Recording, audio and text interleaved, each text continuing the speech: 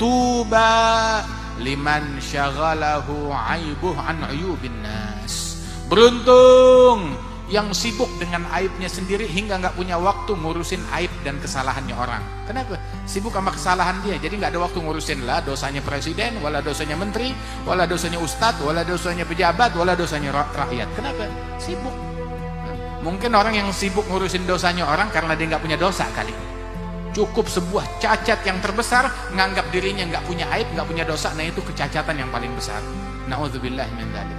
Saudara-saudara sekalian, kita hadir sini memperingati haul dari para pendiri ma'had. Saya tidak kenal dengan almarhum al-maghfurlah Kiai Haji Saleh. Dan saya juga tidak kenal dengan Kiai Haji Zaini. Akan tetapi saya kenal bahwasanya para ulama Madura secara khusus dan para ulama-ulama yang ada di Indonesia dari ulama Ahlus Sunnah wal Jamaah, saya kenal dari guru-guru mereka adalah orang-orang yang takut kepada Allah Ta'ala, para ahlul ilm yang takut kepada Allah, yang istiqamah berjalan menempuh jalannya Rasulullah Sallallahu Alaihi Wasallam. Kenapa? Seperti kita bilang bahwasanya mereka ini bagaikan, tahu kan kayak tasbih ya, itu ada matanya kan, ada biji tasbih. Nah itu semuanya satu kesatuan, semuanya satu mata rantai, nyambung. Walidzalik sifatnya mereka pun juga yang dahulu, yang sekarang ya kurang lebih sama. Diungkapkan oleh Imam Al-Allamah Al-Habib Abdullah bin Husain Balfaqih, ahad min abadillah sab'ah, guru besar Imam Abdullah bin Husain Balfaqih yang hidup sekitar hampir 200 tahun yang lalu. Beliau mengatakan, laqad fatani min khiyarin nas kam rajulin ma faraga dzikra tulal umri wal kutuba bakka'u lailatihi sajjadu khalwatihi min khawfi malikihi yasta'dhibu at-ta'aba min ali rasulillahi aktsaruhum wa ali abi fadlin al-akhyar wal khutaba.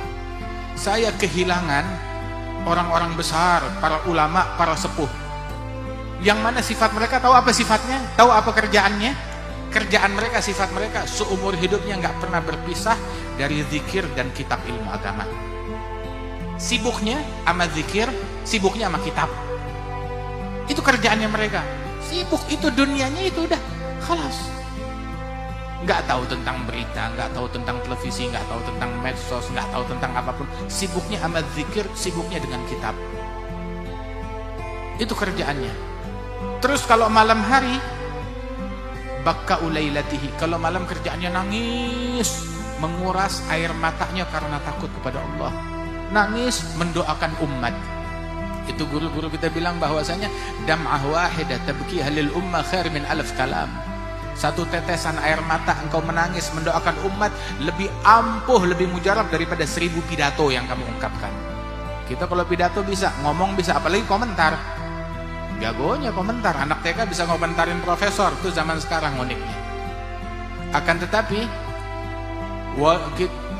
tukang komentar banyak, tukang bicara banyak, tukang berpendapat banyak, tukang debat banyak, tetapi tukang nangis untuk Allah itu yang kita kurang. Dan para ulama-ulama Ahlus Sunnah wal Jamaah, mereka dikenal dengan khusyuknya, dengan tangisannya untuk Allah Subhanahu wa taala. Termasuk para masyayikh, ulama, para kiai yang ada di Madura ini adalah orang-orang yang mengenal tangisan untuk Allah Jalla Jalaluhu ta'ala ta'ala. Kerjaannya kalau malam nangis, kerjaannya sujud untuk Allah Subhanahu wa taala, beristighfar sebelum subuh. Dan berkat mereka ini Allah Ta'ala angkat bala. Jangan dibilang oh mereka gak peduli sama umat, mereka cuma ngurusin diri sendiri.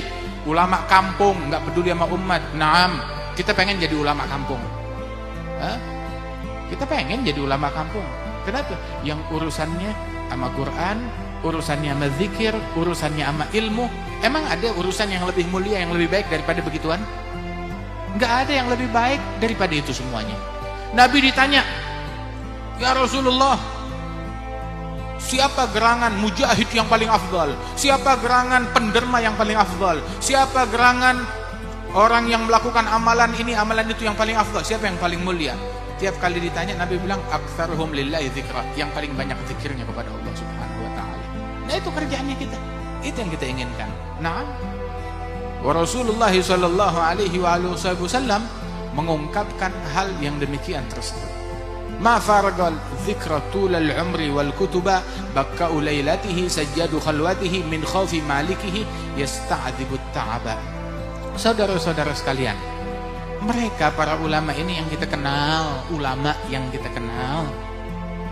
mereka nggak nganggap dirinya alim, nggak pernah bilang saya alim, saya ulama, nggak pernah. Soalnya orang kalau dibilang dirinya saya alim, saya ulama, biasanya. Kalau pengecualian ya mungkin ada pengecualian. Tapi biasanya orang kalau dia bilang ana alim, nah, pasti ada motif. Kenapa emang? Terus mau apa? Mau dihormatin, ya? Mau dimuliakan, mau saya dukung yang kamu dukung, mau saya berikan suara karena saya, mau saya coblos yang kamu mau. Begitu. Ujung-ujungnya ke situ kan? Apa terus? Ulama yang kita kenal dulu, kita kenal sama ulama banyak. Nggak ada di antara mereka itu. Makanya kalau kita buka kitabnya mereka, Al-Faqir, Al-Mudhnib, Al-Muqassir, Al-Abd, Al-Agal. Yang nulis Al-Allamah muridnya, dianya nggak nulis, nggak pernah menamakan dirinya alim. Itu ulama yang kita kenal begitu. Saya hampir 30 tahun bersama Al-Habib Umar bin Hafidh, ya, sekitar 27 atau 28 tahun bersama beliau. Nggak pernah dengar beliau menamakan dirinya saya alim, tidak. Tapi satu yang saya ingat selalu, beliau bilang kepada kita bahwasanya orang seandainya tahu apa aibnya saya, niscaya nggak ada yang mau salaman sama saya. Orang kalau tahu aib dan kekurangan saya yang ditutupin oleh Allah, orang nggak ada satupun yang mau salaman kepada saya. Itu ucapannya mereka. Berkali-kali beliau bilang lagi ngumpul dengan murid-muridnya, khusus nggak banyak orang. Terus beliau bilang, nanti besok hari kiamat, siapa yang selamat, cari temennya yang ada di sini. Siapa yang belum nyampe ke surga. Sampai begitu. Kalau di antara kalian ada yang selamat, cari saya, selamatin saya. Ulama yang kita kenal kayak begitu, tawadhu, dengan tawadhu yang luar biasa. Kan kita baca di Al-Quran, wa ibadur rahmanil ladzina yamshuna 'alal ardi hauna, jalan di atas muka bumi ini dengan kerendahan hati, dengan tawadhu. Itu ulama bilang bumi mengenal tawadhunya mereka, batu, tanah mengenal tawadhunya mereka. Mereka kalau bisa jalan di dalam tanah tawadhu'an lillah, itu yang akan mereka lakukan. Sampai yang kita lihat dari para guru-guru kita, dari para ulama, hatta Syekh Muhammad bin Ali bin Abbas al-Maliki, kemudian juga Al-Habib Salim bin Abdullah bin Umar al-Shatiri, Al-Habib Ali al-Mashhur, Al-Habib Abdullah bin Muhammad bin Shahab, Al-Habib Zain bin Ibrahim bin Sumaid. Mereka ini semuanya satu metode, satu cara, satu akhlak, sama, ada akhlaknya. Sampai dikatakan oleh Al-Imam Abdurrahman bin Muhammad al-Mashhur, sahibul fatawa, Bughyah Mustarsyidin. Beliau adalah mufti Diyar Hadramiyah. Beliau adalah agran kepada Imam Ali bin Abdurrahman Ali bin Muhammad al-Habsyi, sahibul Maulid. Hadzal Habib Abdurrahman bin Muhammad al-Mashhur, sahibul fatawa, beliau bilang, sungguh kalau ada orang ngasih wakaf, ini wakaf buat ulama, maka saya bakal menganggap diri saya tidak berhak. Ada orang ngasih kebun korma, ini buahnya untuk ulama, bilang saya nggak berhak. Kenapa? Sebab saya nggak nganggap diri saya sebagai ulama.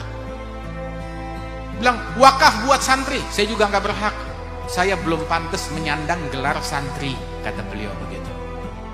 Subhanallah, akhlak yang luhur, tawadhu yang mulia.